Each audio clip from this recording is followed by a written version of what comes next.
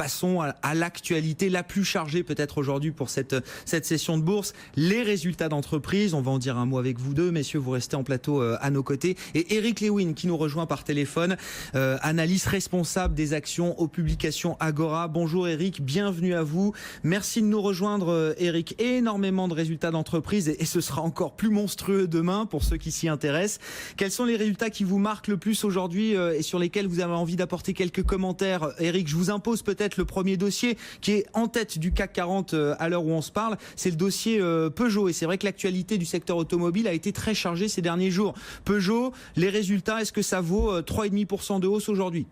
Écoutez, alors déjà c'est vrai qu'on a 3 jours fous, un mercredi, jeudi, vendredi, avec la publication de quasiment 70% du CAC 40. Sur le dossier Peugeot, moi ce que je retiens, puisqu'il faut être assez synthétique, il y a quand même un record de rentabilité dans la division automobile, 7,3% en rentabilité opérationnelle. Je vous rappelle, mon cher Grégoire, qu'il y a 5 ans, le groupe était en quasi-faillite.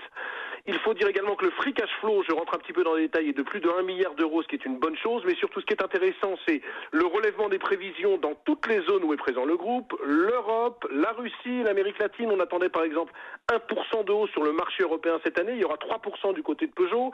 Il y a un très bon mix produit des nouveaux lancements, la 3008, la C3. Alors, est-ce que c'est mérité? Bien écoutez, de toutes les sociétés qui publient aujourd'hui, c'est quand même la société qui a fait le meilleur effet, c'est-à-dire que c'est quand même la société qui est nettement en avance avec toutes les prévisions, et c'est pour ça qu'elle gagne 3,5%. Maintenant, l'action gagne quand même 285% de hausse en 5 ans.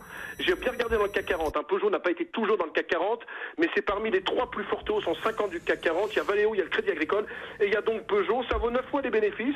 Moi, je pense qu'il y a encore un petit chouïa à gagner. On pourrait aller voir les 20, 22 euros. Au-dessus, franchement, ça serait très cher payé parce que vous savez très bien que dans l'automobile, on paye jamais au-dessus de 10 en soi les bénéfices. Bon, on arrive quand même dans la zone où ça semble être, où ça commence à être en tout cas bien intégré, où les bonnes nouvelles commencent à être bien intégrées par les marchés. Peugeot, néanmoins en tête du CAC aujourd'hui, plus 3,5% avec, vous l'avez signalé Eric, ses marges records, marge opérationnelle record pour la division automobile. Je passe un peu en revue tous les titres et notamment les réactions positives pour l'instant. Alors ça se passe bien sur Atos et sa filiale Worldline qui ont très bien publié. Ça se passe bien également pour Thales dans le secteur de la défense, pour STMicro dans le secteur des techs et des semi-conducteurs. On sera avec le directeur général délégué de STMicro tout à l'heure, Eric. STMicro, effectivement, très belle histoire de recovery boursière. Ça a commencé en 2016 et ça semble se confirmer là sur les chiffres qui ont été publiés pour le premier semestre. Très bon, mais si vous voulez, moi je préfère insister quand même. Alors c'est pas le même secteur sur Thales, vous êtes passé rapidement sur Thales, mais c'est vraiment une société qui mériterait de rentrer au CAC 40. Il y a 20 milliards de capitalisation boursière et qu'il n'y a que des effets positifs sur Thales. Croissance organique de 5,9%, entrée de commande de l'ordre de 6 milliards d'euros, plus de 8 contrats au-dessus de 100 millions d'euros, amélioration de la marge opérationnelle, trésorerie nette supérieure à 2 milliards. Ils avaient une branche transport sur Thales qui ne se portait pas bien.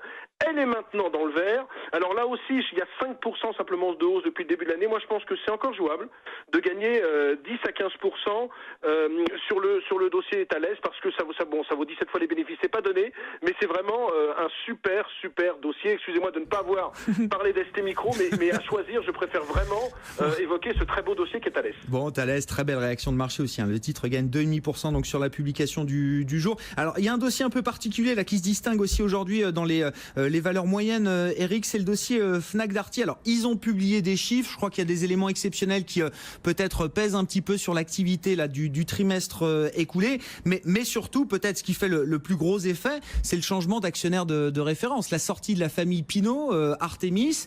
Et c'est donc la maison mère du groupe Metro dans la distribution, un des géants de la distribution, groupe allemand, qui récupère les 23-24%, je crois, de participation qu'avait la famille Pinault. Comment vous regardez ce dossier aujourd'hui, sachant que Fnac Darty vient de perdre également, d'une certaine manière, Alexandre Bompard?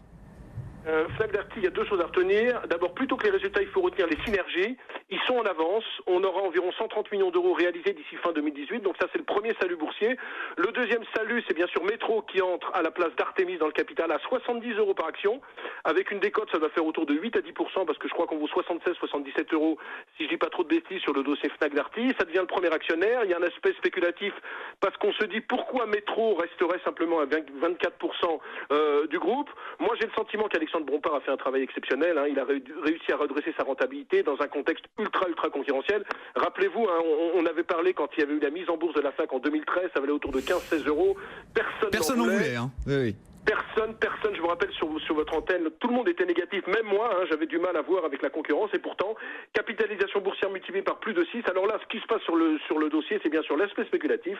On se dit que Métro, tôt ou tard, pourrait prendre une participation beaucoup plus importante, voire lancer une OPA. On n'en est pas encore là, mais disons que celui qui fait une opération absolument exceptionnelle, c'est bien sûr la famille Pinault, qui avait rentré donc sa participation, qui était déjà dans le capital, mais qui sort quand même quasiment au plus haut niveau historique pour le groupe Fnac Darty.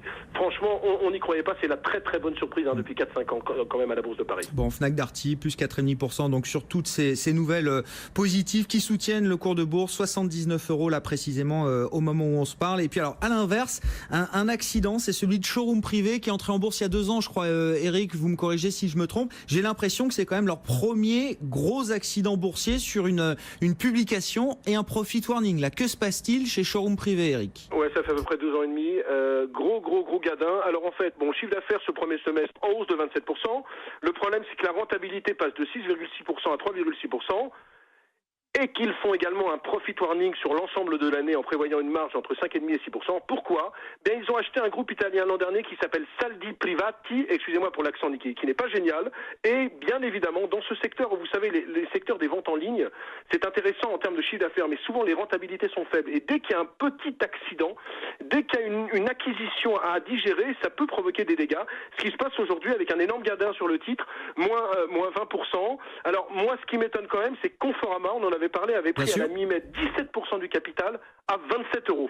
Donc, franchement, pour Conforama, c'est quand même la douche froide. Je pense surtout aux actionnaires de Conforama, parce que l'action doit valoir autour de 18-19, ça vaut 27 €.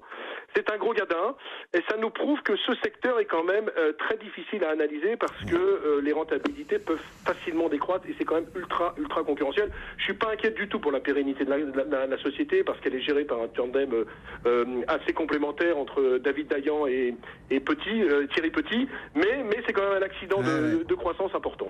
Bon, ce sera à surveiller effectivement, à suivre les prochaines évolutions d'activité et de marge, surtout de Showroom Privé, vous l'avez très bien dit, Eric, et c'est quand même la grosse sanction du jour, une baisse de plus de 20%, donc vous le disiez, vous le rappeliez à juste titre, Conforama est entré sur la base de 27 € par action, on est à 18 aujourd'hui, 27 € par action, c'était il y a quelques mois à peine, et puis on notera dans la série des accidents aujourd'hui, la publication de Monakea dans les équipements médicaux, le titre là est lourdement sanctionné également cet après-midi avec une baisse de 15%. Merci beaucoup Eric d'avoir été avec nous par téléphone pour commenter quelques-uns des grands résultats d'entreprises qui marquent cette séance.